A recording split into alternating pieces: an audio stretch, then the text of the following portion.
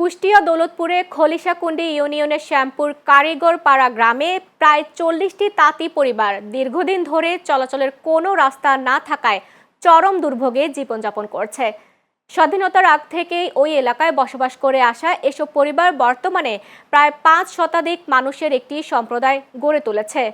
স্থানীয় তাঁতি রবকুল হোসেন, শাহজাহান আলী, রেবেকা খাতুন সহ একাধিক বাসিন্দা জানান, গ্রামে যাতায়াতের নির্দিষ্ট রাস্তা না থাকায় বিশেষ করে বর্ষা মৌসুমে তাদের চরম দুর্ভোগ পোহাতে হয়। স্কুলগামী শিশুদের নিয়মিত যাতায়াত ব্যাহত হচ্ছে, পাশাপাশি দৈনন্দিন কাজে ব্যবহৃত জিনিসপত্র বহন করাও কঠিন হয়ে পড়ছে। এদিকে রোববার সকালে দৌলতপুর উপজেলা তাঁতি দলের সভাপতি রেদওয়ানুর রহমান সূর্যা ও সাধারণ সম্পাদক মাহফুজুল ইসলাম রিপন স্থানীয় নেতাকর্মীদের সঙ্গে নিয়ে ঘটনাস্থল পরিদর্শন করেন।